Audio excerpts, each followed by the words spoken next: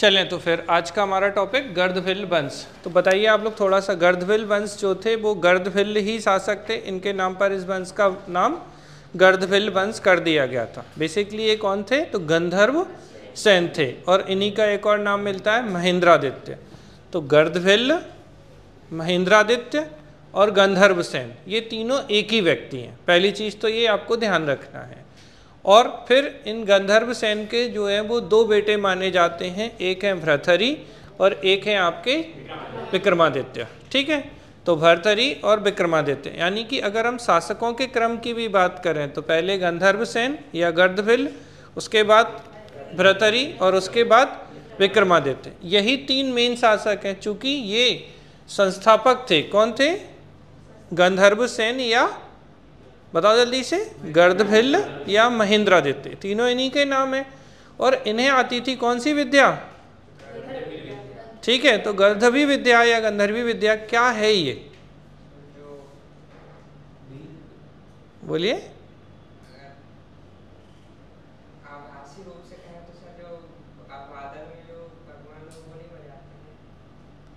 किसी को लाइव में किसी को पता हो तो बताइए। अच्छा चलिए पहले बात कर लेते हैं इनके सोर्स।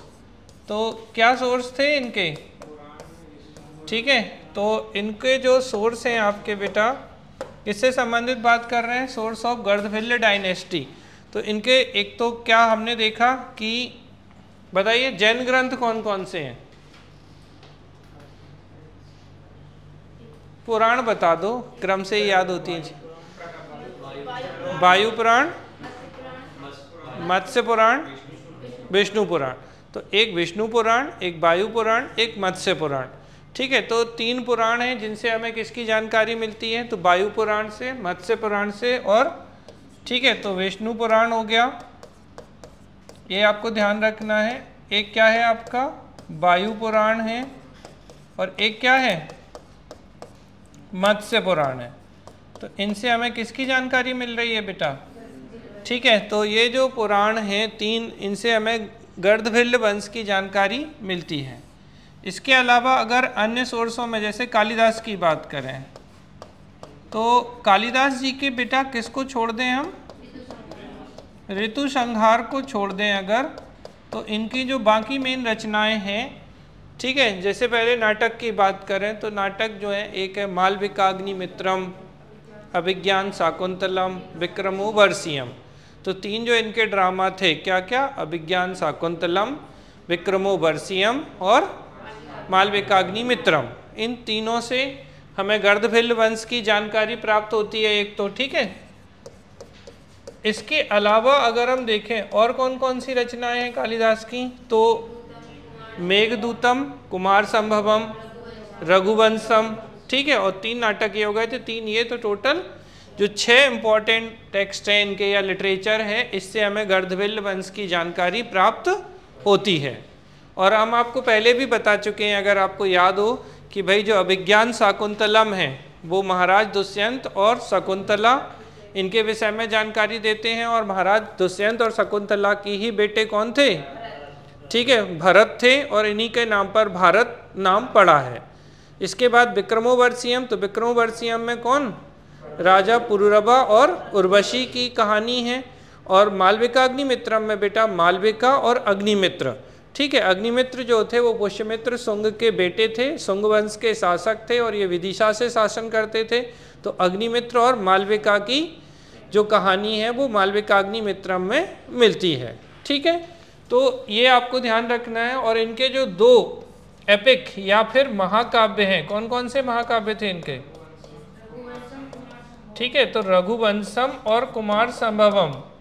तो रघुवंशम में बेटा और कुमार संभवम में किसकी जानकारी मिलती है हमें? ठीक है, तो ये भी क्वेश्चन ऐसे पूछा जा सकता है कि इनके महाकाव्य या एपिक कौन कौन से हैं? तो एपिक में कौन कौन से हैं? रघुवंशम और कुमार संभवम। इससे भी हमें किसकी जानकारी मिल रही है? गर्दभिल्ल वंश की जानकारी मिल रही है। इसके अलावा एक बुक है कथा सरित सागर, किसकी है ये? ठीक है, तो सोमदेव की कथा सरित सागर से भी हमें इस वंश की जानकारी मिलती है। ठीक है, हाल जो राजा हाल हुए हैं इनकी गाथा सप्तशती, ये बेटा किताबों में भी बहुत इंपॉर्टेंट है। तो गाथा सप्तशती जो है आपकी, इससे भी हमें किसकी जानकारी मिलती है? गर्दभिल्ल वंश की जानकारी मिलती है। ठीक है, याद है आप लोगों को अच्छे से। इसके अलावा जैन जो ग्रंथ थे उनसे भी हमें किसकी जानकारी प्राप्त हो रही थी? गर्दभिल्ल वंश की जानकारी प्राप्त हो रही थी। तो जैन लिटरेचर कौन कौन सा है? ठीक है, सबसे इम्पोर्टेंट अगर हम बात करें तो मेरुतुंग, तो मेरुतुंग की थेरावली से इनकी जानकारी प्राप्त होती है। इसके अलावा बोलिए, त्रिलोक प्रज्ञप्ति और एक हरिवंश पुराण। तो त्रिलोक प्रज्ञप्ति, हरिवंश पुराण, मेरुतुंग की थेरावली, ये धंगावली नहीं है। ठीक है, तो मेरुतुंग की थेरावली। ऑडियो बंद कर लो बेटा, किसका ऑन है? अमित बंद कर देना। तो मेरुतुंग की जो थेरावली, बार बार रिपीट करो क्योंकि यही कहानी का सबसे इम्पोर्टेंट ट्विस्ट है। तो थेरावली जो है, इससे भी हमें किसकी जानकारी प्राप्त हो रही है? इस वंश की जानकारी प्राप्त होती है। ठीक है, क्लियर है आप लोगों को? तो चलिए भाई, तो ये तो हमने बात कर ली, आपके पुराण बता दिए, जैन ग्रंथ हमने आपको बता दिया। ठीक है, फिर है यात्रा वृत्तांत। तो अगर हम यात्रा वृत्तांत की बात करें तो मतलब अलबरूनी ने भारत की यात्रा की, तो अलबरूनी का जो यात्रा वृत्तांत था उससे भी हमें किस वंश की जानकारी प्राप्त होती है? गर्दभिल्ल वंश की जानकारी प्राप्त होती है। ठीक, अगर कभी आपको लिखने भी आ जाए कि भाई गर्दभिल्ल वंश के बारे में इनके इतिहास के स्रोत कौन कौन से थे, हिस्टोरिक स्रोत, तो आप इन्हें बता सकते हैं। ये सब हमने बात कर ली, ये हमने बात कर ली। और इसके अलावा मैंने कल आपको बताया था थोड़ा सा, अगर आपको याद हो, विक्रम चरित।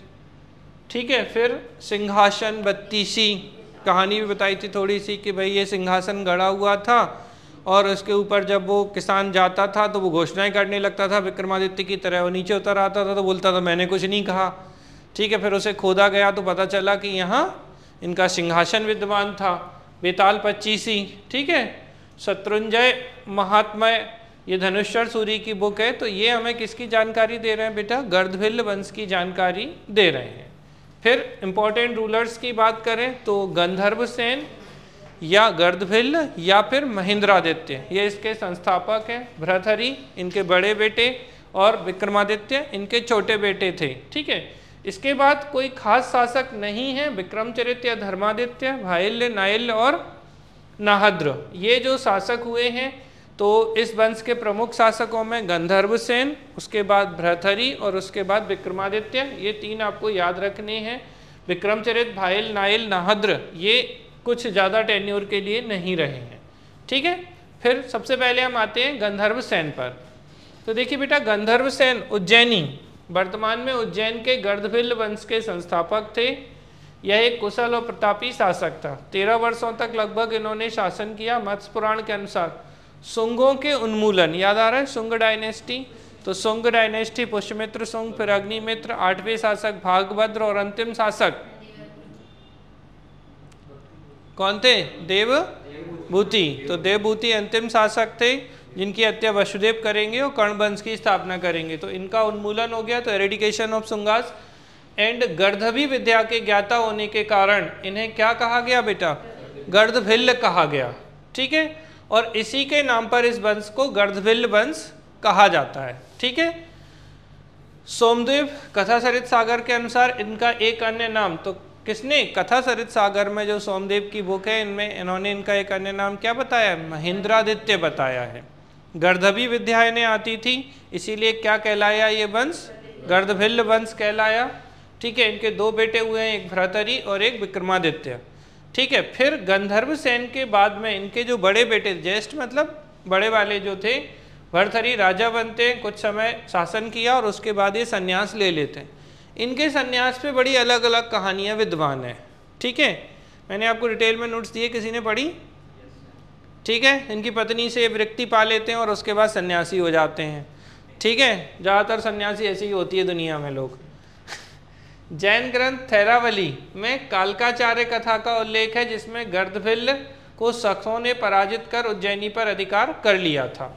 ठीक है, तो एक और कहानी क्या है कि गर्दभिल्ल को क्या किया? शकों ने पराजित किया और उज्जैनी पर अधिकार कर लिया। ठीक है, भ्रतरी। सबसे इंपॉर्टेंट चीज़ है बेटा ये देखिए, आपको जो 2-3 चीज़ें जो एग्जाम के पॉइंट ऑफ व्यू से कि नॉर्मली इनसे जो क्वेश्चन आएगा वो हार्डली 2 मार्कर क्वेश्चन आएगा, या डायरेक्ट क्या क्वेश्चन आता है, त्रिशतक किसके हैं, भ्रतरी के हैं, श्रृंगार शतक, वैराग्य शतक, नीति शतक। चूँकि ये बहुत महत्वपूर्ण व्यक्ति हैं, साहित्य के लिए ज़्यादा जाने जाते हैं, राजा के रूप में कम, तो ये आपको ध्यान रखना है। एक तो इनका त्रिशतक, दूसरी चीज़ इन्होंने किसकी शिक्षा ली, दीक्षा ली, शिक्षा नहीं, शिक्षा दीक्षा दोनों कह सकते हैं, चलो। तो गुरु गोरखनाथ की दीक्षा ले ली इन्होंने, और इन्होंने क्या ग्रहण कर लिया था, वैराग्य धारण कर लिया था। तो ये कुछ चीज़ें आपको ध्यान रखनी है। तो संस्कृत साहित्य के महान कवि के रूप में जाने जाते हैं। इतिहास में भर्तरी एक नीतिकार के रूप में प्रसिद्ध थे। शतक त्रय मतलब वही नीति, श्रृंगार और वैराग्य शतक, इनके 3 हैं। और उपदेशात्मक कहानियाँ भारतीय जनमानस को विशेष रूप से प्रभावित करती हैं। चूँकि इसमें क्या है, 100 श्लोकाज हैं, इसीलिए ये सब में शतक जोड़ा गया, मतलब 100 श्लोक हैं इनमें, तो इसीलिए इनके नाम में क्या है, वैराग्य शतक, नीति शतक और कौन सा, श्रृंगार शतक। वैराग्य शतक तो पत्नी जी के कारण आया होगा इनकी, ठीक है। तो ये आपको ध्यान रखना है। फिर इन्होंने क्या किया, तो गुरु गोरखनाथ, आपको पता है वर्तमान जो मुख्यमंत्री हैं उत्तर प्रदेश के कौन है, योगी आदित्यनाथ, ठीक है, ये भी गोरखनाथ जी के ही शिष्य हैं। और आपको पता है ये किसके मठाधीश थे, मठाधीश समझते हैं, मठ समझते हैं ना, ठीक है। तो मोनेस्ट्री के हेड थे ये, कौन सी मोनेस्ट्री के थे हेड, ये बताओ लाइव में कोई बताए कहाँ से हैं, श्री आदित्य, ठीक है। तो बेसिकली गोरखपुर मोनेस्ट्री या गोरखपुर मठ जो है ना, उसके मठाधीश, उसके हेड रहे हैं कौन, योगी आदित्यनाथ। बहुत ब्रिलियंट व्यक्ति है, बाकी लोग उसे समझते कुछ और रूप में हैं, ठीक है। अगर 1893 में होते तो हो सकता है स्वामी विवेकानंद होते ये, मतलब आश्चर्य लग रहा होगा इतने बड़े व्यक्ति से तुलना करना, बट लोगों को समझना बड़ा आसान नहीं होता है। कुछ ज्ञानी लोग होते हैं लेकिन बोलते बड़े कटु हैं ना, तो इसके कारण ऐसा लगता है कि ये तो बड़े खूंखार व्यक्ति हैं, ठीक है। आप देखो यूपी की स्थिति कैसे बदल गई है, ठीक। तो गुरु गोरखनाथ जो थे, इनके शिष्य बने वो कौन, भ्रतरी, योगी आदित्यनाथ नहीं नहीं तो पता चले वहाँ से बाहर नहीं निकल पाओ। गोरखनाथ के शिष्य बनकर इन्होंने वैराग्य धारण कर लिया, इसीलिए इन्हें क्या कहा जाता है, बाबा भ्रतरी भी कहा जाता है। क्या कहा जाता है, बाबा भ्रतरी, ठीक है। भ्रतरी अब यहाँ से विक्रम संवत के प्रवर्तक के अग्रज माने जाते हैं। विक्रम संवत किसका है, तो विक्रमादित्य का, और अग्रज मतलब बिग ब्रदर, एल्डर ब्रदर, तो उनके अग्रज माने जाते हैं। ये आप ज़्यादा याद नहीं रखना कि विक्रम संवत सन से 56 वर्ष पूर्व, आप कंफ्यूज हो जाएंगे। आप बस एक ही चीज़ याद रखना कि विक्रम संवत जो है वो 57 BC का है। कुछ और याद रखा ना तो ऑप्शन में मिल जाएगा 56, आप गलत कर दोगे। तो क्या याद रखना है आपको, सीधा सा विक्रम संवत 57 BC और बात खत्म। या मैं आपको 2 चीज़ें बता दे रहा हूँ अच्छे से, और गड़बड़ मत करना बस। क्या क्या 2 चीज़ें, एक है बेटा विक्रम संवत, ठीक है, क्या बताना है आपको, 57 BC, और एक है शक संवत, ठीक है, 78 AD। ये गड़बड़ मत करना बस दोनों, ठीक है। 57 BC ये दोनों आ चुके हैं, कई बार क्वेश्चन आए। तो विक्रम संवत जो है ये मध्य प्रदेश सरकार का ऑथेंटिक कैलेंडर है, MP गवर्नमेंट का, और शक संवत जो है वो इंडियन गवर्नमेंट का ऑथेंटिक कैलेंडर माना जाता है। अगर आप देखेंगे दोनों के बीच में कितना हो गया, ऐड कर दो तो 135 ईयर का डिफरेंस है। तो एक तो पूछा जाता है difference between Vikram Samvat and शक संवत, तो विक्रम संवत और शक संवत के बीच में कितने का अंतर हो गया बेटा, 135 ईयर का अंतर हो जाता है। इसी विक्रम संवत को बेटा मालव संवत और कृत संवत भी कहते हैं। क्या कहते हैं, मालव संवत या कृत संवत, ठीक है। ये क्वेश्चन पूछा गया था कि किसे कृत संवत कहते हैं। तो विक्रम संवत, मालव संवत, कृत संवत, ये तीनों ही एक हैं, जो कि कब के हैं, 57 BC के हैं। और विक्रम संवत जो है वो मध्य प्रदेश सरकार का ऑथेंटिक माना जाता है। और ऐसे इंडियन गवर्नमेंट कौन से कैलेंडर को ऑथेंटिक मानती है, तो शक संवत को, ठीक है, और दोनों संबत के बीच में कितने साल का, क्योंकि देखो 57 से आप वापस आएंगे 0 पर, तो 57 साल ये हो जाएंगे और फिर यहाँ से आगे जाएंगे 78 तक, तो दोनों को जोड़ेंगे तो 135 ईयर का डिफरेंस आ जाता है। घर जाके बढ़िया से आज देखिएगा। अभी आपको पता है नवरात्रि, चैत्र नवरात्रि शुरू हुई थी कुछ समय, संवत्सर जिसे आप कहते हैं। अब कौन सा संवत शुरू हो गया, कौन सा, शक संवत कौन सा, विक्रम संवत कौन सा? ठीक है, घर जाके कैलेंडर है ना सबके घर में, आराम से तसल्ली से देखना। ठीक, जब देखोगे तो आपको समझ में आएगा कि हाँ क्या चीज़ है। अब किस में प्लस करेंगे, किस में माइनस करेंगे? 2024 चल रहा है अभी, तो 2024 में कौन सा विक्रम संवत है?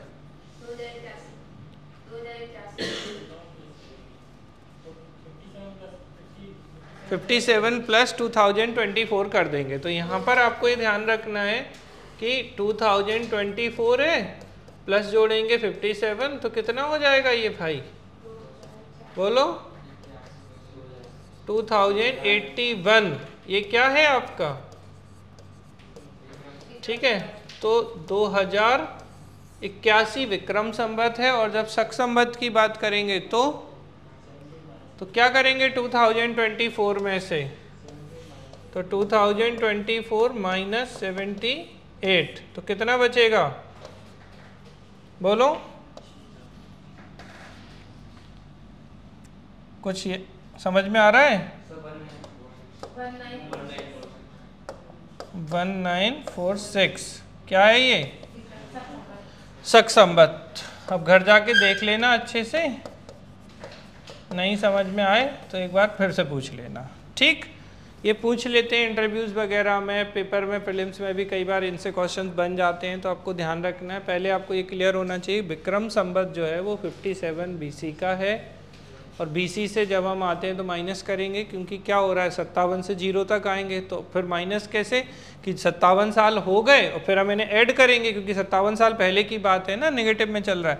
फिर चूंकि 78 तो हम ऑलरेडी आगे निकल चुके हैं और हमें शुरू 1 से ही करना है, तो इसलिए 78 को हम माइनस कर देते हैं और 57 को हम ऐड कर देते हैं, तो ये आपका निकल जाता है विक्रम संवत 2081।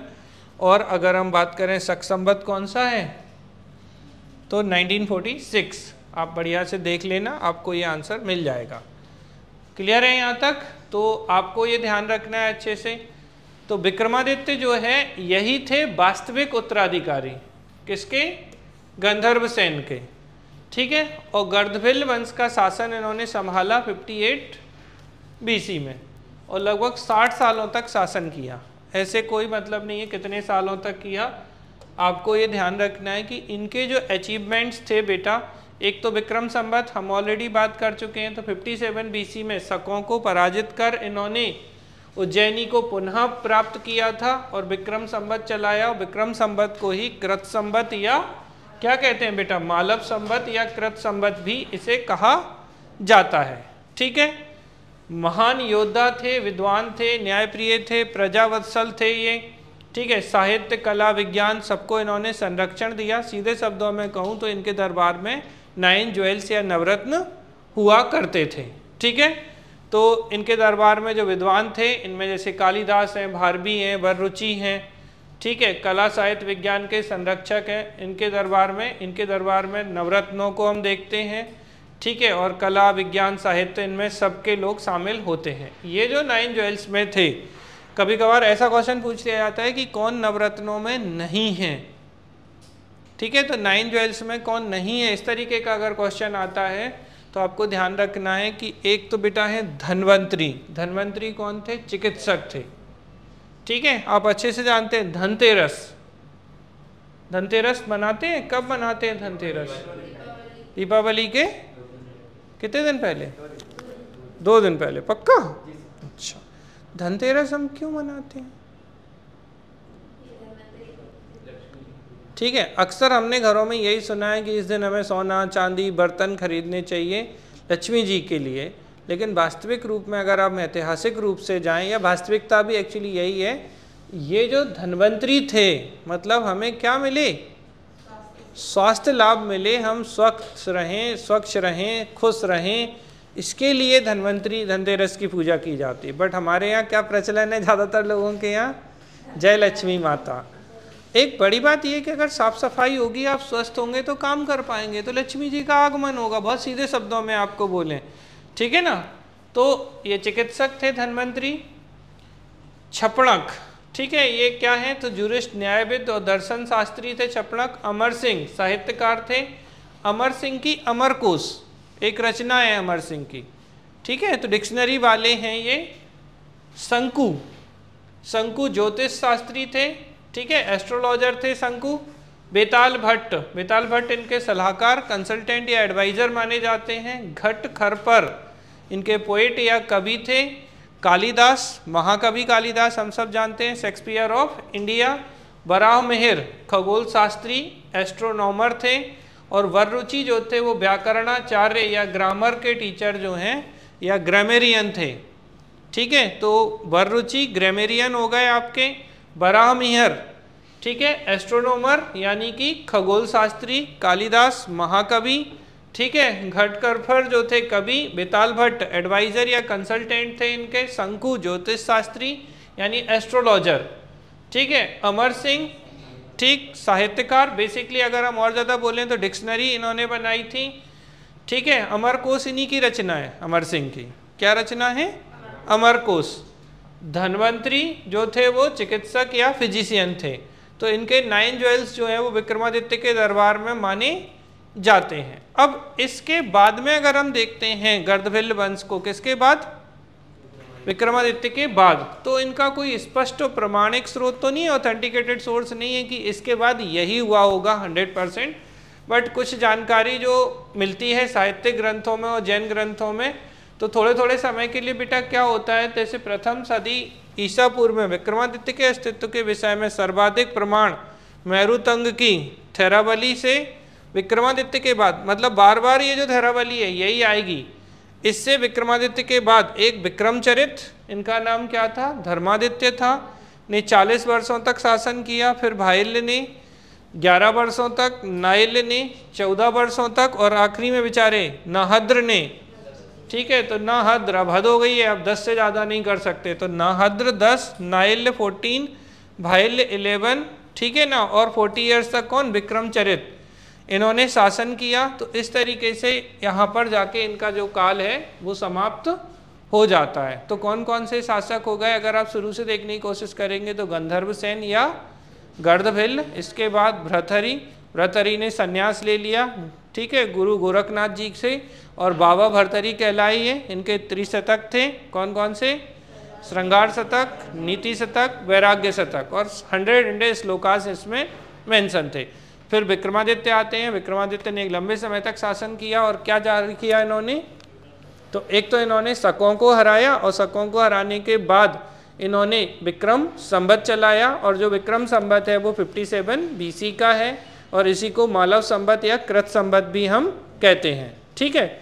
और इसके बाद इनके दरबार में 9 ज्वेल्स या नवरत्न हुआ करते थे। उनमें एक पहले कौन थे, धन्वंतरी थे, ठीक है। धन्वंतरी के बाद छपणक थे, और बताइए, शंकु, ठीक है, और बेताल भट्ट, अमर सिंह, बराह मिहिर, और बोलिए, कालिदास जी को छोड़ दिया, कालिदास, ठीक है, और वररुचि और घटकरपर, ठीक है। ये 9 ज्वेल्स जो है वो इनके दरबार में हुआ करते थे। तो विक्रमादित्य के नवरत्नों की हमने बात कर ली, और उसके बाद फिर कुछ बहुत ज़्यादा ऑथेंटिक सोर्स नहीं है। फिर वही मेरुतुंग की कौन सी, याद रखना, थेरावली जो है, इसके अनुसार विक्रमादित्य के बाद में बेटा विक्रमचरित, और विक्रमचरित को ही क्या नाम देते हैं, धर्मादित्य ने 40 साल तक, फिर भाइल्य ने, ठीक है, 11 ईयर तक, नाइल्य ने 14 ईयर तक, और उसके बाद लास्ट में नाहद्र जो थे इन्होंने 10 ईयर तक शासन किया था, ठीक। यहाँ पर जाके ये शासन जो है वो कंप्लीट हो जाता है इनका। फिर गर्दभिल्ल वंश की एडमिनिस्ट्रेटिव सिस्टम की अगर हम बात करें बेटा, तो इनका जो एडमिनिस्ट्रेटिव सिस्टम था या प्रशासनिक व्यवस्था थी, तो यहाँ पे जैसी नॉर्मली देती है सारी शक्तियाँ मैक्सिमम टाइम आपको किस में निहित मिलेंगी, ठीक है, तो सर्वे सर्वा हमेशा राजा ही होता है, तो समस्त शक्तियां राजा में निहित थी। प्रशासन कैसा होगा? केंद्रीकृत, यानी सेंट्रलाइज एडमिनिस्ट्रेशन था। और विक्रमादित्य के शासन काल में सत्ता के विकेंद्रीकरण के लक्षण भी प्रदर्शित होते हैं। विक्रमादित्य के दरबार में छपणक जैसे न्यायविद की उपस्थिति का होना, तो ज्यूरिस्ट कौन थे? या जज के रूप में छपणक भी हुआ करते थे। तो मेन रूप से देखें तो सर्वे सर्वा या मुख्य कौन है? राजा हैं, केंद्रीकृत सेंट्रलाइज एडमिनिस्ट्रेशन है, लेकिन कुछ कुछ डिसेंट्रलाइजेशन दिखाई देता है, जैसे कि यहाँ पे जो न्यायविद या ज्यूरिस्ट जो हुआ करते थे वो छपणक इनके दरबार में हुआ करते थे। ठीक है, फिर बात करें सोशल लाइफ की, तो सामाजिक जीवन। बेटा समाज में वैदिक वर्ण व्यवस्था प्रचलित थी। समाज में चारों वर्ण ब्राह्मण, क्षत्रिय, वैश्य और शूद्र इनका अस्तित्व हुआ करता था। मतलब अब आप अच्छे से समझ सकते हैं कि जो वर्णा व्यवस्था या वर्णा सिस्टम वैदिक पीरियड में हुआ करती थी कि भाई ब्राह्मण होते थे, ब्राह्मण जो है इनका मुख्य कार्य शिक्षा देने का होता था। और ये कहाँ से उत्पन्न हुए थे? ये तो विराट पुरुष के मुख से उत्पत्ति मानी जाती है ब्राह्मण की।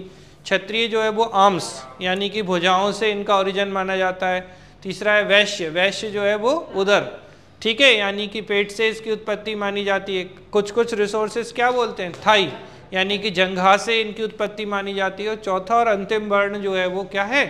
शूद्र जो वर्ण है उसकी उत्पत्ति पैरों से या फीट से मानी जाती है। बेसिकली इनके कार्यों के आधार पर हम बात करें तो जो ब्राह्मण था शिक्षा, दीक्षा, ज्ञान देना इनका काम था। ब्राह्मण के बाद दूसरे क्षत्रिय, तो युद्ध में भाग लेना, प्रोटेक्शन प्रोवाइड कराना इनका काम था। तीसरा वैश्य थे, ट्रेड एंड कॉमर्स, व्यापार वाणिज्य इनका कार्य है। और चौथे जो शूद्र थे तो क्या है? सर्विस ऑफ अपर 3 क्लास, तो ऊपर के जो 3 वर्ण हैं उनकी सेवा करना। तो सर्विस ऑफ अपर 3 वर्णास किसका काम है? शूद्र का काम हुआ करता था। तो यही चतुर्वर्ण व्यवस्था या वर्णा सिस्टम जो है वो यहाँ पर भी पाया जाता था। इकोनॉमिक लाइफ की बात करें तो आर्थिक जीवन या गतिविधियों के संबंध में स्पष्ट जानकारी तो नहीं है, लेकिन सिक्के जो 3-4 मासा, चांदी के सिक्के, गर्दभ सिक्के की संज्ञा दी गई है, ठीक है ना, के आधार पर विद्वानों ने निष्कर्ष निकाला कि व्यापार वाणिज्य में मुद्रा प्रचलन अस्तित्व में रही होगी। तो यहाँ पे जो करेंसी है उसका ट्रेंड भी यहाँ पर आपको देखने को मिलता है। ठीक है, तो ये चीज़ आपको ध्यान रखनी है अच्छे से कि यहाँ पर क्या दिखाई दे रहा है कि जो सिक्के या करेंसी सिस्टम जो है वो यहाँ पे दिखाई देगा।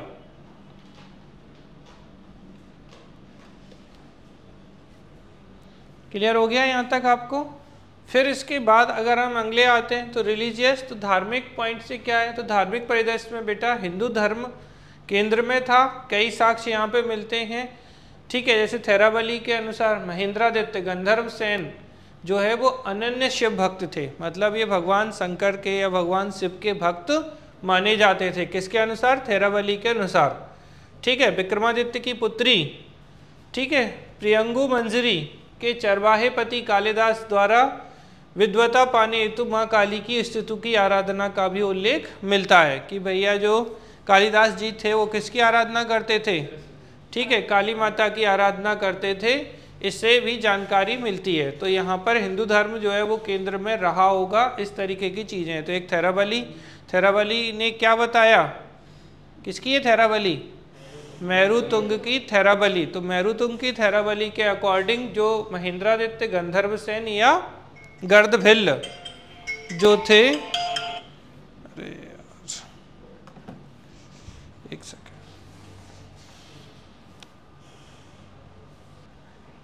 हाँ भाई, तो थेरावली जो है वो किसकी बुक है?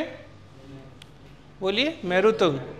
ठीक है, तो ये थेरावली के अनुसार जो महेंद्रादित्य हैं या गर्दभिल्ल हैं या क्या हैं, ये कौन से? गंधर्व सेन। ये किसके? शिव के भक्त हैं। माँ काली की उपासना कौन कर रहे हैं? कालिदास जी कर रहे हैं।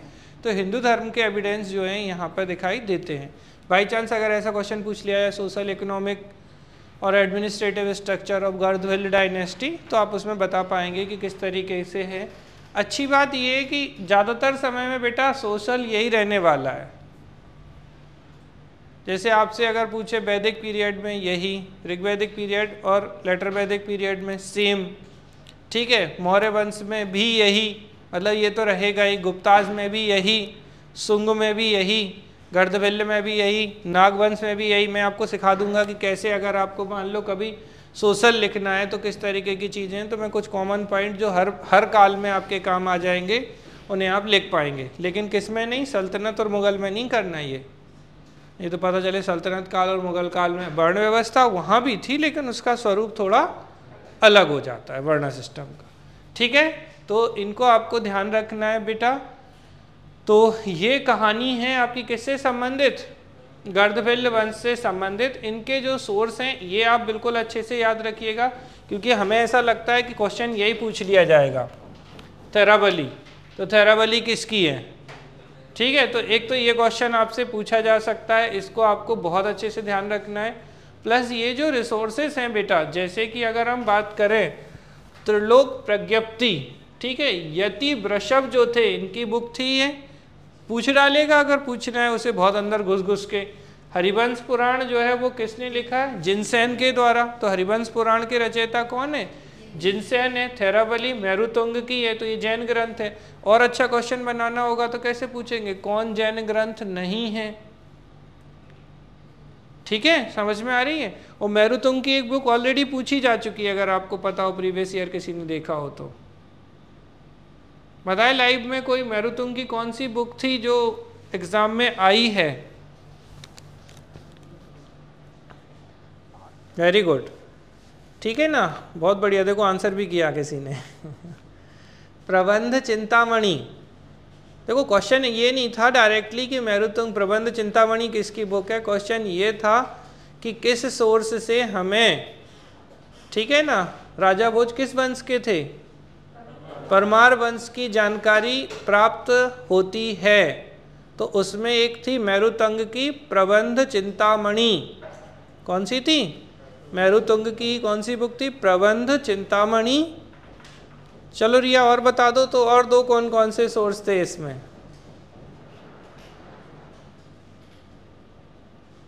अच्छा, परमार वंश की अभी पढ़ना है हमें आगे चल के, परमार डायनेस्टी। तो परमार डायनेस्टी के सोर्स क्या क्या हैं जानकारी के?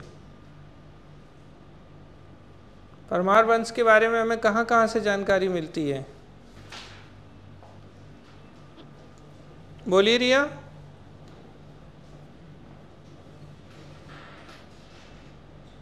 क्वेश्चन ये है कि परमार वंश के जो शासक हैं उनकी जानकारी के सोर्स कौन से थे, यही था क्वेश्चन। सेम क्वेश्चन पूछा है। नहीं,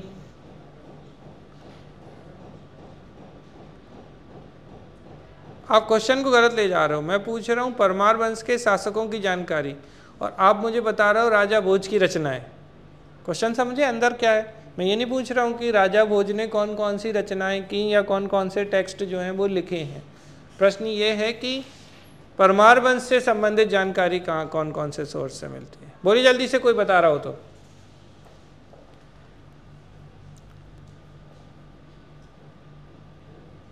ठीक है, तो उसमें थे नवशह सांकचरित। नवशह सांकचरित पद्मगुप्त की थी ये। क्या थी? नवशह सांकचरित। नवशह सांकचरित पद्मगुप्त की थी ये। और दूसरे थे कौन? ठीक है, एक थी मेरुतुंग की प्रबंध चिंतामणि। ठीक है, तो मेरुतुंग की प्रबंध चिंतामणि से भी हमें जानकारी मिलती है। और नवशह सांकचरित किसकी है? पद्मगुप्त की। अब ये क्वेश्चन पूछा जाता है कि भाई ये पद्मगुप्त जो थे इन्होंने नवशह सांकचरित किसके कार्यकाल में लिखी?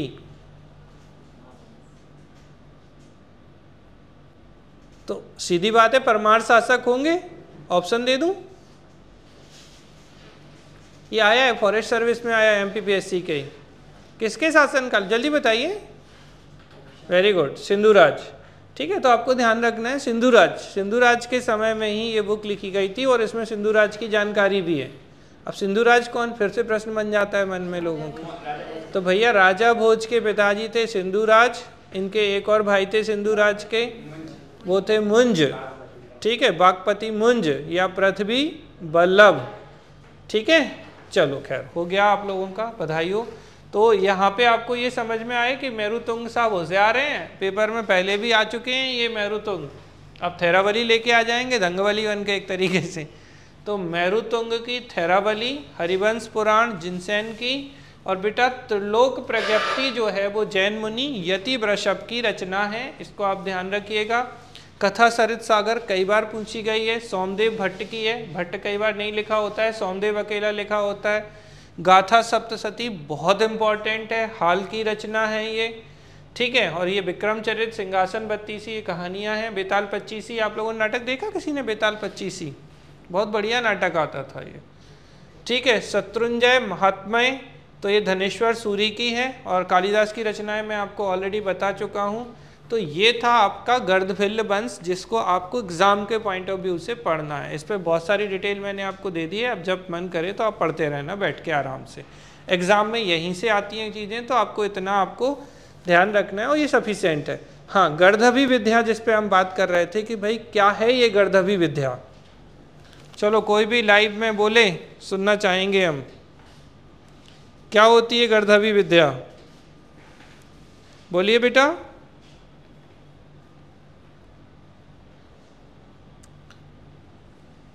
जल्दी बताइए फटाफट।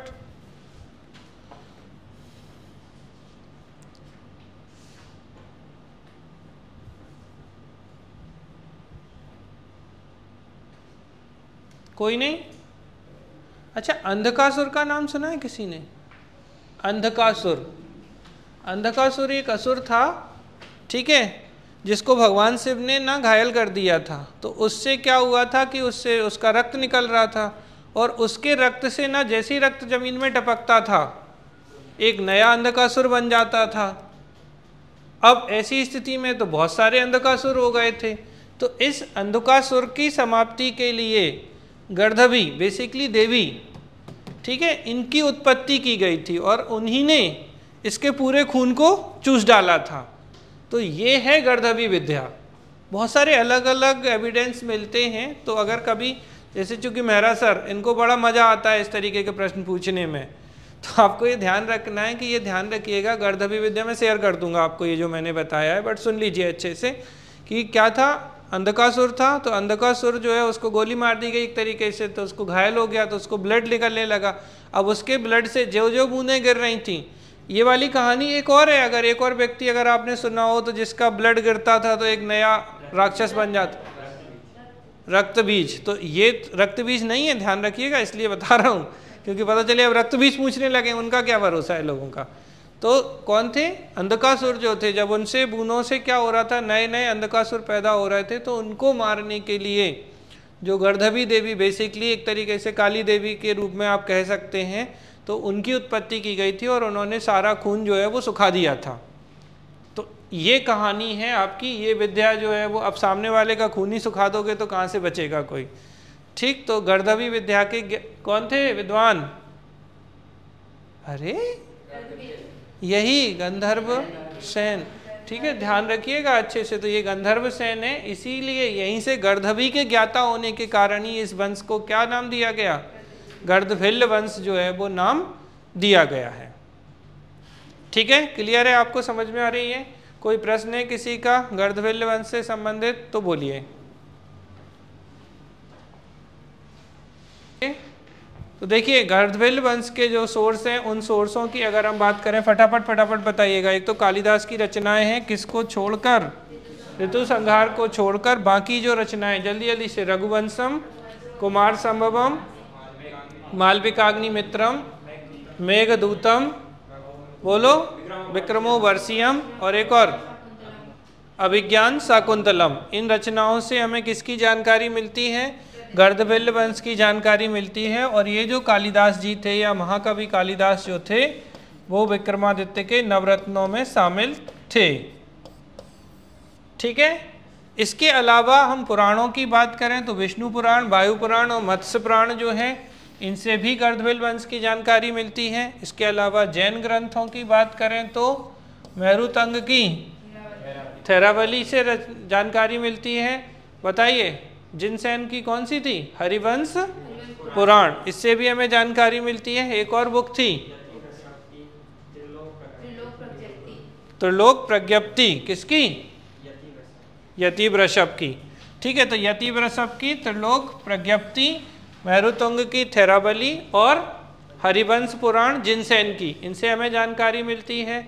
इसके अलावा कथा सरित सागर जो सोमदेव की है, हाल की गाथा सप्तशती, बेताल 25, ठीक है, और बोलिए सिंहासन 32, ठीक है, ध्यान रखिएगा अच्छे से। इनसे हमें किसकी जानकारी मिलती है, बोलो जल्दी से, गर्दभिल्ल वंश की जानकारी के महत्वपूर्ण स्रोत हैं। और यही मेरुतुंग जो है इनकी एक रचना प्रबंध चिंतामणि है। और ये प्रबंध चिंतामणि किसकी जानकारी दे रहा था, ठीक है, तो परमार वंश की जानकारी भी दे रहा था। और मेरुतुंग की धंगावली नहीं करना, बस थेरावली, ठीक है, तो ये हमें जानकारी प्रदान करती है। और इसके अलावा जो 3 शतक हैं, वैराग्य शतक, नीति शतक और श्रृंगार शतक, ये भ्रातरी की रचनाएं हैं। भ्रातरी जो हैं वो किसके बड़े भाई हैं, तो विक्रमादित्य के बड़े भाई हैं। विक्रमादित्य ने 57 BC में विक्रम संवत चलाया शकों को हराने के उपलक्ष्य में। और आपको ध्यान रखना है कि यहीं से तो कन्फ्यूजन होता है, क्योंकि पता क्या है, ये चीज़ ना इन विक्रमादित्य पे तो फिट बैठती है, जबकि यही चीज़ उन विक्रमादित्य पे फिट नहीं बैठती, क्योंकि ये 57 BC के समय के हैं ये एक्चुअल में, गर्दभिल्ल वंश वाले। जबकि वो जो चंद्रगुप्त द्वितीय विक्रमादित्य हैं वो तो बहुत पीछे के हैं। ठीक है, समझ में आ रही है ना बात। अब दोनों ने शकों को हराया, लड़ाई ये हो जाती है। ठीक है, तो वो 400 के आसपास की बात चल रही है AD की। और यहाँ ये इनका टाइम पीरियड जो है, तो आपको ध्यान रखना है कि जो विक्रम संवत है 57 BC का है। इसी को मालव संवत या कृत संवत, ये कृत संवत पूछा गया था कि कृत संवत या मालव संवत किसे कहा जाता है, तो किसको कहा जाता है, विक्रम संवत को। ये मध्य प्रदेश सरकार का ऑथेंटिक कैलेंडर माना जाता है। जबकि एक शक संवत है जो 78 AD का है, जो किसका है, भारत सरकार का ऑथेंटिक कैलेंडर है। और शक संवत और विक्रम संवत के बीच में 135 ईयर का डिफरेंस जो है वो माना जाता है। ये सारी कहानी गर्दभिल्ल वंश और उससे संबंधित चीज़ों की हो जाती है। ठीक भाई, कोई प्रश्न किसी का?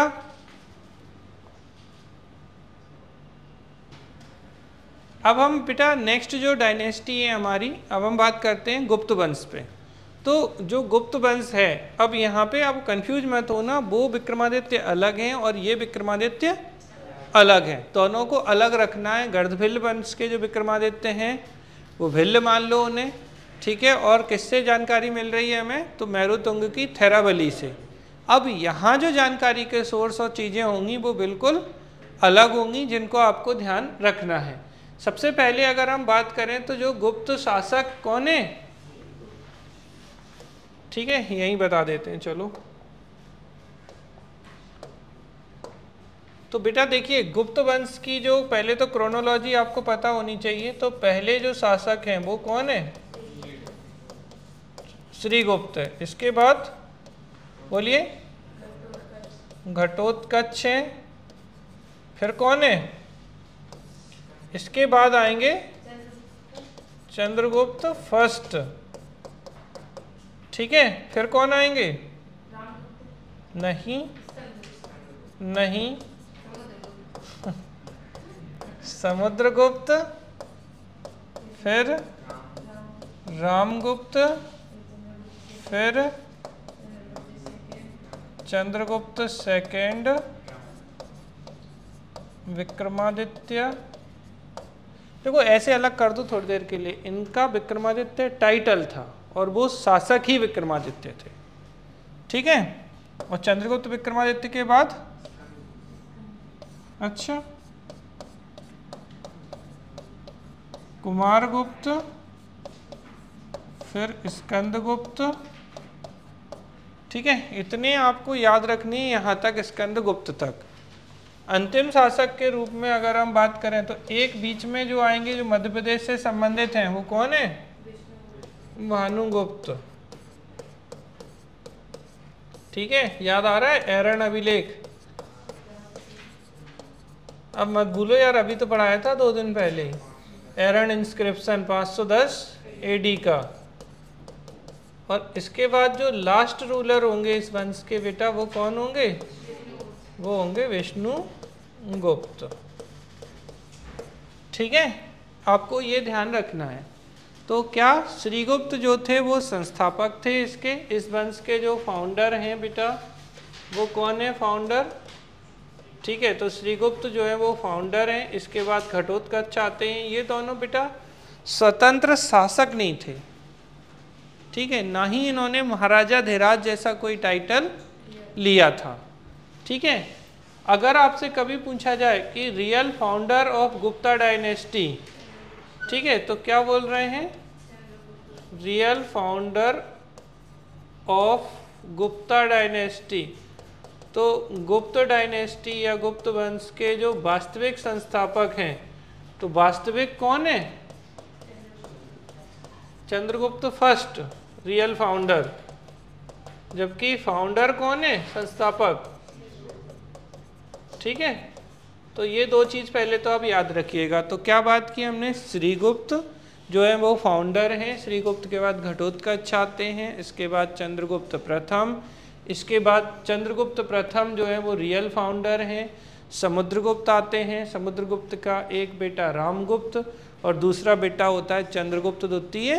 विक्रमादित्य आते हैं, फिर कुमारगुप्त आते हैं, फिर स्कंदगुप्त आते हैं, और आगे हम चलते जाते हैं तो भानुगुप्त आएंगे, और अंतिम शासक के रूप में हम देखेंगे विष्णुगुप्त को। और बेटा आचार्य चाणक्य का भी एक अन्य नाम विष्णुगुप्त मिलता है, लेकिन ये Vishnugupta last ruler of the Gupta dynasty हैं, तो गुप्त वंश के अंतिम शासक हैं विष्णुगुप्त।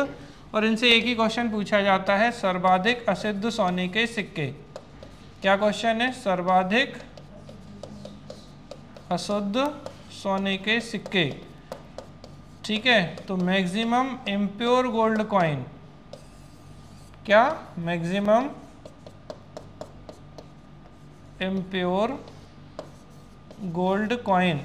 तो बेटा सर्वाधिक अशुद्ध सोने के सिक्के जो है ना, वो विष्णुगुप्त के समय चलाए गए थे। तो maximum impure gold coin Vishnugupta. अगर ये ऑप्शन में ना हो तो पहले नंबर पर ये, अगर ये नहीं हो तो दूसरे नंबर पर आप ये, जैसे क्वेश्चन आ जाए, निम्न में से किसने सर्वाधिक अशुद्ध सोने के सिक्के चलाए, तो अगर विष्णुगुप्त नहीं हो तो फिर स्कंदगुप्त के सोने के सिक्के जो हैं वो इम्प्योर थे। मतलब सबसे ज़्यादा अशुद्ध सोने के सिक्के विष्णुगुप्त और उसके बाद स्कंदगुप्त के समय थे, और सर्वाधिक सोने के सिक्के भी गुप्ता पीरियड में चले हैं।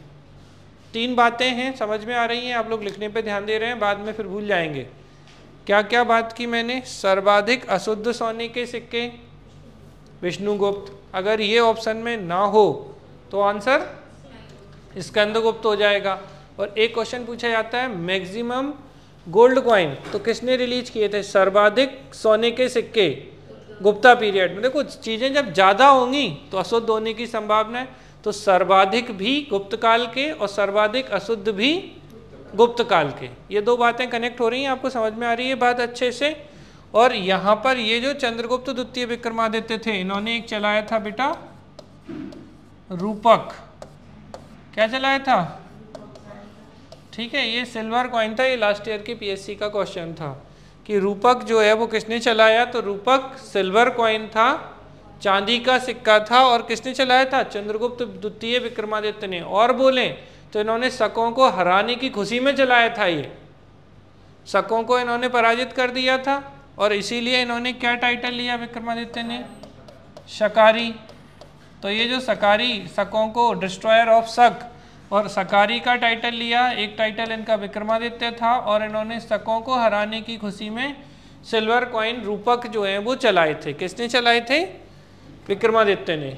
क्लियर हो रही है बात? समझ में आ रही है बात आपको? तो पहले तो आपको ये क्रोनोलॉजी अच्छे से पता होनी चाहिए। श्रीगुप्त, फिर घटोत्कच, घटोत्कच के बाद चंद्रगुप्त प्रथम, समुद्रगुप्त, रामगुप्त, चंद्रगुप्त सेकंड, विक्रमादित्य, कुमारगुप्त, स्कंदगुप्त, और उसके बाद फिर आगे भानुगुप्त। चूंकि एमपी में एरन अभिलेख कहाँ है? सागर से ये कनेक्ट होते हैं, ये आपको ध्यान रखना है। और last ruler of Gupta dynasty Vishnugupta, इनको आप ध्यान रखिएगा। ठीक है, क्लियर है आपको?